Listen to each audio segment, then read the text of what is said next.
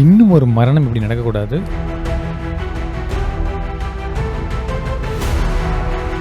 எல்லாருமே இந்த மாதிரி சோக்கிங் அதாவது உணவுப் பொருள் தொண்டையில் அடைச்சிக்கிச்சுன்னா என்ன பண்ணணும், எப்படி உயிர் காப்பாற்றணும்னு கண்டிப்பாக தெரிஞ்சு வச்சிருக்கணும். வீடியோ கடைசி வரைக்கும் பாருங்கள். இது மட்டும் கிடையாது, கேரட் சாப்பிட்றப்ப, வாழைப்பழம் சாப்பிட்றப்ப, ஒரு சின்ன குழந்தை பிஸ்கட் டீ சாப்பிட்றப்ப சோக்கிங் இறந்து போயிருக்காங்க. பக்கத்தில் இருக்கிறவங்க ஒரு சின்ன விஷயம் பண்ணியிருந்தாங்க அப்படின்னா அந்த குழந்தைய உயிர் காப்பாற்றப்பட்டிருக்கும். இந்த விஷயத்தை பற்றி நீங்கள் தெளிவாக தெரிஞ்சுக்கணுன்னா 2 முக்கியமான விஷயம் நீங்கள் தெரிஞ்சுக்கணும். நம்ம தொண்டையோட அமைப்பு என்ன, தண்ணி குடிக்கிறப்ப இல்லை முழுங்குறப்ப தொண்டையில் என்ன நடக்குதுங்கிற விஷயத்தை நீங்கள் தெரிஞ்சுக்கணும். அப்போ தான் இந்த மாதிரி சோக்கிங்கில் என்ன நடக்குது, எப்படி நம்ம உயிர் காப்பாற்ற முடியும்னு உங்களுக்கு புரியும். தொண்டையோட அமைப்பு எப்படின்னா, வாய்க்கு அப்புறம் அந்த பாதை 2ஆக பிரியும். 1 மூச்சுக்குழாய் ஃப்ரண்ட்டில் இருக்கும், 2வது உணவு குழாய் பின்னாடி இருக்கும். 2ம் காமனாக 2ஆக பிரியுது அப்படின்னா எப்படி நம்ம தண்ணி குடிக்கிறப்ப இல்லை சாப்பிட்றப்ப எப்படி உணவுப் பொருள் மூச்சு குழாய்க்கு போகாமல் இருக்குது அப்படின்னா அதுக்கு தான் இயற்கையாக ஒரு அமைப்பு இருக்குது. எபிக்ளாட்டிஸ் சொல்லுவாங்க.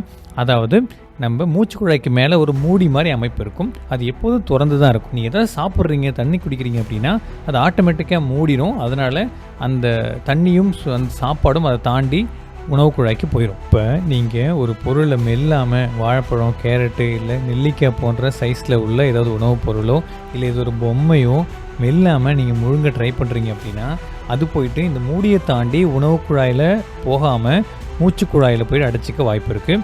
சில நேரங்களில் சின்ன பசங்க சரியாக மெல்றதுக்கு முன்னே முழுங்கிடுவாங்க. அப்போ போய் இதை அடைச்சிக்க வாய்ப்பு இருக்குது. இந்த சோக்கிங் நம்ம வீட்லேயே நடக்கலாம், இல்லை பப்ளிக் பிளேஸில் நடக்கலாம், சொந்தக்காரங்க வீட்டில் நீங்கள் இருக்கிறப்ப நடக்கலாம். ஸோ அந்த மாதிரி நடந்தால் எப்படி இதை ஐடென்டிஃபை பண்ணுறது, எப்படி அவங்கள உயிர் காப்பாற்றுறது அப்படிங்கிறத நீங்கள் தெரிஞ்சுக்கணும். ஃபஸ்ட்டு இந்த மாதிரி சோக்கிங் ஆனவங்கள எப்படி ஐடென்டிஃபை பண்ணுறதுன்னா ஒரு கிளாசிக்கல் சைன் இருக்குது. அதாவது அவங்க தொண்டையில் அடைச்சிக்கிட்டதால கையை இப்படி வச்சுக்கிட்டு பேச ட்ரை பண்ணுவாங்க, இல்லை இரும ட்ரை பண்ணுவாங்க. ஸோ இந்த மாதிரி சோக்கிங்கில் ஃபியூ மினிட்ஸில் நீங்கள் அவங்கள அடைப்பை எடுக்கலை அப்படின்னா உயிர் போகக்கூட வாய்ப்பு இருக்குது. அதனால் ஒவ்வொரு செகண்டும் இம்பார்ட்டன்ட், ஃபாஸ்ட்டாக செயல்படணும். ஒரு அடல்ட்டாக இருந்தார் அப்படின்னா இம்மீடியட்டாக அவருக்கு பின்னாடி போயிட்டு அவரை லைட்டாக குனிய வச்சு அவரோட முதுகில் தோள்பட்டிக்கு நடுவில் உங்களோட கையோட அடிப்பகுதியை வச்சு வேகமாக 5 முறை தட்டணும். இதுக்கு பேர் பேக் க்ளோஸ் அப்படின்னு சொல்லுவோம். இதுலேயே நிறைய பேருக்கு அந்த பொருள் வெளில வந்துடும். ஒருவேளை இதுலேயும் வரல அப்படின்னா அடுத்து ஹைமிலிக் மெனுவர் போகணும்.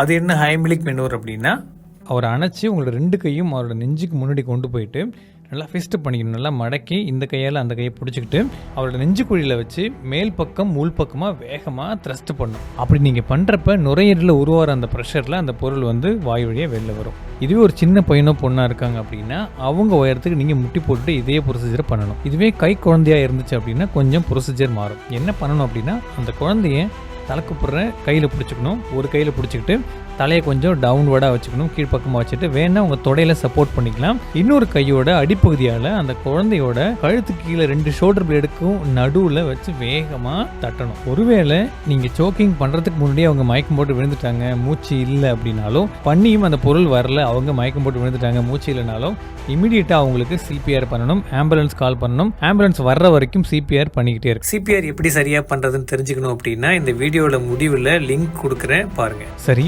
இந்த வீடியோவில் இருந்து முக்கியமான விஷயம் நீங்கள் தெரிஞ்சிருப்பீங்கன்னு நினைக்கிறேன். இந்த வீடியோவை உங்கள் ஃப்ரெண்ட்ஸ் எல்லாருக்கும் ஷேர் பண்ணுங்கள். ஒரு மனிதனாக இருக்கிற எல்லாருமே இந்த ப்ரொசீஜர்ஸ் தெளிவாக தெரிஞ்சு வச்சுருக்கணும். இதில் முக்கியமாக நீங்கள் தெரிஞ்சிக்க வேண்டியது என்னென்னு பார்த்தீங்கன்னா, இந்த ரம்பூட்டன் ஃப்ரூட்டு, லிச்சி ஃப்ரூட்லாம் கொடுக்குறப்போ ரொம்ப ஜாக்கிரதையாக இருக்கணும். சின்ன குழந்தைங்களுக்கு கொடுக்கவே கொடுக்காதீங்க. அது அப்படியே முழுசாக சாப்பிட்ற மாதிரி இருக்கும். அது உருண்டையாக இருக்கும், கரையாது. அப்படி கடிக்கிறப்ப அது ஸ்லிப் ஆகிட்டு தொண்டைக்கு ஆட்டோமேட்டிக்காக போக வாய்ப்பு இருக்குது. அதனால் அந்த பழங்களை எப்போதும் கட் பண்ணியே கொடுங்க.